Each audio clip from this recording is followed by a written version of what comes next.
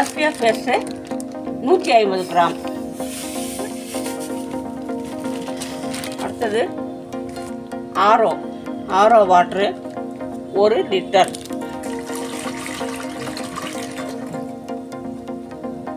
அடுத்தது SLES 1 litre. அடுத்தது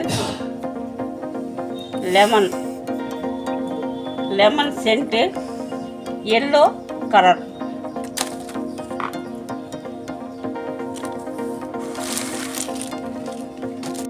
இப்போ 150 கிராம் எஃப்எஃப்எஸ்ஸை 1 லிட்டர் தண்ணிக்குள்ளே போட்டு கலக்கிட்டோமா.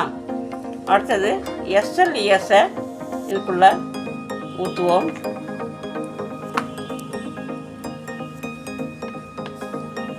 இது வந்து இப்படி ஜெல் மாதிரி இருக்கும்.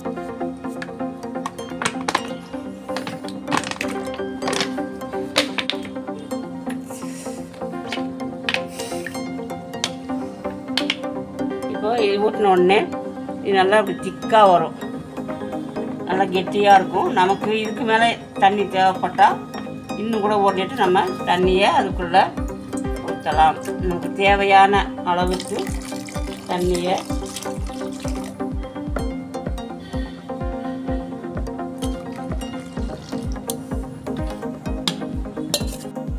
இப்போது நம்ம கலக்கணுன்னு பார்த்தீங்கன்னா திக்காக இருக்குது இல்லையா.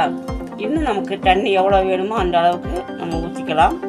அதுபோக இப்போ இது வந்து சென்ட்டு, லெமன் ஃப்ளேவர் சென்ட்டு ஒரு 25 ml ஊற்றியாச்சு. அதை இப்போ கலக்கிறோம்.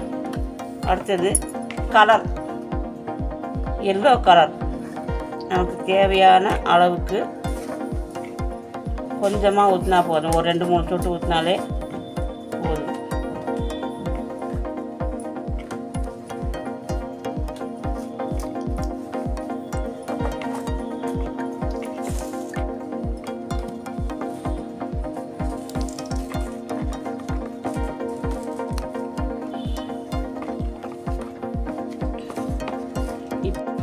சைலண்ட்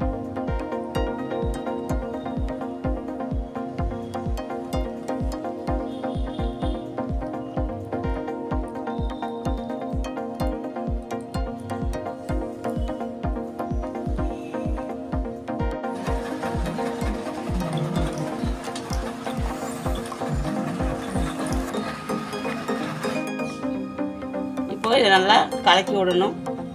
கலக்கி விட்டு இப்போ ஒரு கொஞ்ச நேரம், அதாவது ஒரு 2-3 மணி நேரம் கழித்து பார்த்தோம் அப்படின்னா அந்த நுரையெல்லாம் அடங்கி அந்த எண்ணெய் பதத்துக்கு அப்படியே வரும். அதுக்கப்புறம் நம்ம யூஸ் பண்ணலாம். இதுதான் நம்ம பாத்திரம் கழுவக்கூடிய ஜெல்லு, டிஷ்வாஷு. இப்படி ஜெல் மாதிரி கிடைக்கும். இன்னும் நமக்கு திக்னஸாக இருந்தால் வேணால் நம்ம தண்ணி ஊற்றி கலக்கிக்கலாம்.